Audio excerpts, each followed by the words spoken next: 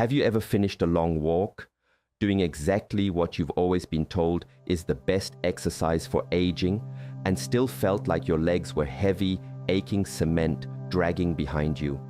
It's a frustrating feeling, almost as if your body is working twice as hard just to stay upright.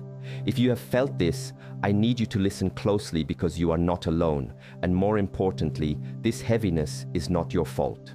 For decades, we have been led to believe that walking alone is the ultimate key to mobility, but there is a hidden truth that most general advice overlooks. There is a specific, powerful muscle buried deep inside your lower leg that scientists and cardiologists are now calling the body's second heart. Here is the catch. For most people, especially after the age of 60, this muscle is completely asleep. When this second heart is dormant, walking and balancing become significantly harder than they need to be, causing your energy to drain and swelling to build up in your ankles. But the good news is that this internal engine isn't gone. It is simply waiting for the right signal to turn back on. In this video, I am going to show you exactly how to wake it up with 3 simple, safe movements you can do right at home. We are going to move beyond just exercise and into reactivating your body's natural vitality. Stick with me until the very end, because these steps build on each other, and by the time we finish, you won't just feel stronger, you will feel alive from the ground up. Before we dive in, let us know where you are watching from in the comments. We love seeing our community grow. Now, let's get to work. 125. Chapter 1. Waking the second heart, seated. If you have ever noticed your legs swelling by the late afternoon, or if you find yourself wobbling slightly when you first rise from a chair, this first movement is going to be your turning point. We are starting here because buried inside your lower leg lies a hidden engine called the soleus muscle. While it doesn't look like much on the surface, its role is heroic. Every time this muscle contracts, it pumps blood back up from your legs to your heart, fighting gravity and boosting circulation. However, walking alone only gives this muscle a light tap on the shoulder. We need to give it a full wake-up call.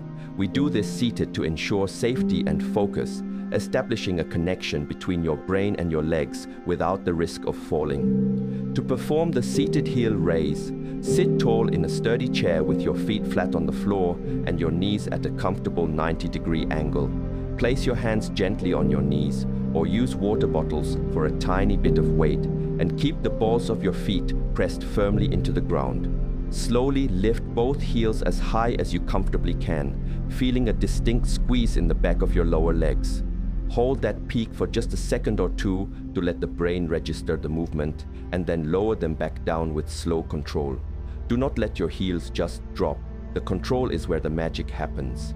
By repeating this 10 to 15 times, you are manually pumping stagnant fluids out of your legs and reminding your body that this muscle is vital.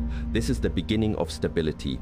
504, Chapter 2, From Gravity to Power, Standing. Now that we have activated the pump, we need to teach that muscle how to work when you are actually on your feet. There is a quiet, often ignored moment in everyday life that reveals the truth about your stability. It's that split second after you stand up where you might feel a subtle sway or a hesitation before taking a step. We often dismiss this as just getting older, but it is actually a sign that your body's gravity control system is lagging. We are going to fix that by taking the activation we just created and applying it to a standing position. This isn't about building bulky calves for the beach. This is about training your nerves to sense where you are in space, a skill called proprioception. For the standing calf raise, find a sturdy surface like a kitchen counter or a heavy chair back. Place your hands lightly on it for support. Remember, this is for balance, not for leaning your body weight. With your feet hip-width apart and toes pointing forward, shift your weight slightly toward the balls of your feet. Slowly rise onto your toes, lifting your heels as high as you can without pain. Pause at the top to feel your muscles supporting your full body weight. Then lower yourself back down as if you are placing something fragile on the floor. This slow descent is critical because it trains your ankles to control your body weight with grace rather than guesswork. Performing this 10 to 15 times helps pump fluid back to the heart and builds the kind of resilience that makes you feel grounded when you walk. 8:57, Chapter 3, Unlocking the Deep Engine, Advanced. We have reached the most critical part of this routine, where we unlock the secret to long-term stability. Most people do not realize that your body uses different muscles to stand than it does to jump. When your legs are straight, you are using the flashy outer calf muscles, but balance doesn't live there. Balance lives in the deep, fatigue-resistant soleus muscle we talked about earlier. To truly target this muscle and secure your stability, we have to change the angle. We are going to do a bent knee calf raise, which essentially turns off the outer muscle and forces the deep second heart to take over the workload. This is the difference between walking with hesitation and moving with quiet confidence. Stand behind your sturdy chair and hold on lightly. Shift your weight onto one leg and lift the other foot just an inch off the floor. Now, here is the secret key. Slightly bend the knee of the standing leg. It shouldn't be a deep squat, just a soft athletic bend. Keeping that knee bent the entire time, lift your heel off the floor, pause at the top to feel that deep activation closer to your ankle, and slowly lower it back down. Do this 8 to 12 times before switching legs. By keeping the knee bent, you are utilizing slow twitch muscle fibers designed for endurance and posture. You are retraining the specific system that keeps you upright all day long. If you can master this, you are building a foundation that doesn't just support your weight, it supports your independence. 12:55. Conclusion. Reclaiming your freedom. What you have accomplished today goes far beyond 3 simple exercises.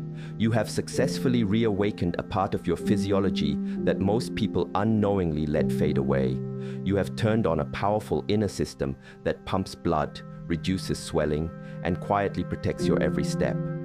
At this stage of life, it is very easy to fall into the trap of believing that physical decline is inevitable, that wobbly legs and fatigue are just part of the deal. But you have just proven that, with small intentional actions, you can change that trajectory. You didn't need a gym pass or expensive machines, you just needed your focus and the willingness to move. These 3 movements, seated activation, standing strength, and deep soleus targeting, form a personal ritual for longevity. They are your way of telling your body, I am still in control and I am still strong. If you felt a difference today, even a small one, I want you to leave a comment below saying, "Second heart activated." Let's show the world that we are building a community focused on capability, not limitation. Your journey to strength didn't end at 60. In many ways, it is just beginning. Stay steady, stay strong, and remember, you aren't losing your power, you are just learning how to use it differently.